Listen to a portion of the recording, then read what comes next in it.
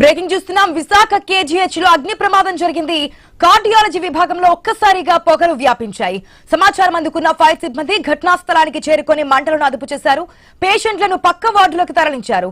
Short circuit కారణంగానే ప్రమాదం జరిగిందని నిర్ధారించారు. మనం ఐ న్యూస్ స్క్రీన్ లో ఎక్స్క్లూజివ్ విజువల్స్ కూడా చూస్తున్నాం. ఏదైతే కేజీహెచ్ లో జరిగిన అగ్ని ప్రమాదానికి సంబంధించినటువంటి దృశ్యాలను మనం స్క్రీన్ లో చూస్తున్నాం. అక్కడ ఉన్నటువంటి రోగులను పక్క బ్లాక్ కి పక్క వార్డు కూడా షిఫ్ట్ చేసినటువంటి సిచ్యువేషన్. అంతా జరగడానికి కేవలం షార్ట్ సర్క్యూటే కారణంగా తెలుస్తున్నారు అక్కడ ఉన్నటువంటి వారు.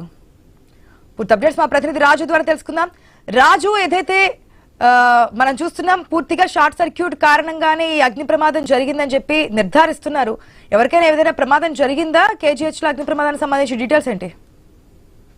ఏదైతే విశాఖపట్నంలో అత్యంత ప్రతిష్టాత్మకమైనటువంటి అతిపెద్ద హాస్పిటల్ కేజీహెచ్, ఇది వందల సంవత్సరాల చరిత్ర కలిగినటువంటి ఆసుపత్రులు ఇటీవల వరుసగా వివాదాలు అయితే చోటు చేసుకుంటున్నాయి. అక్కడ వైద్యులు కొన్ని రకాల ఆరోపణలు ఎదుర్కోవడం, మరోవైపు సిబ్బంది పనితీరు మీద కూడా తీవ్ర విమర్శలు వస్తున్నాయి.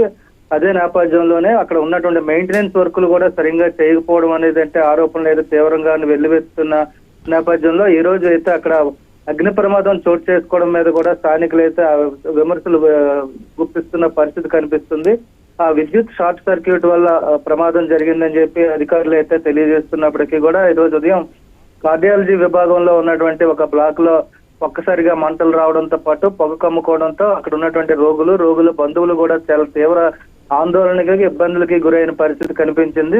అయితే తక్షణమే సమాచారం అందుకున్నటువంటి అగ్నిమాపక సిబ్బంది అయితే సంఘటనా స్థలానికి చేరుకుని మంటలు అయితే అదుపు చేసినప్పటికీ కూడా ఇలాంటి ప్రమాదాలు, అదేవిధంగా ఇటీవల ఒక గ్యాస్ లీకేజ్ సంఘటనకు సంబంధించి కూడా చాలా ఆందోళన వెల్లువెత్తింది.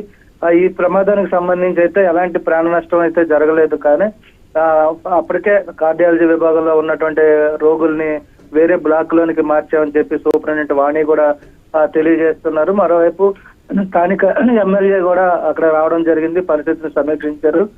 వైఎస్ఆర్ కాంగ్రెస్ పార్టీకి చెందినటువంటి గణేష్ కుమార్ కూడా అక్కడికి వచ్చి గతంలో జరిగిన సంఘటనలు కూడా ఇప్పుడు ప్రస్తావిస్తూ విమర్శలు కూడా చేస్తున్న పరిస్థితి. ఇటీవల కాలంలో కేజీహెచ్ లో పనితీరు బాగోలేదంటూ కూడా అటు రోగులు ఇటు నాయకులు కూడా విమర్శలు అయితే గుప్పిస్తున్న పరిస్థితి నేపథ్యంలోనే ప్రస్తుతం ఏదైతే ప్రమాదం జరిగిందో ఈ ప్రమాదానికి సంబంధించి కూడా ఎలాంటి ప్రాణ నష్టం జరగకపోవడంతో అంతా ఊపిరి పీల్చుకున్నారని చెప్పుకోవచ్చు.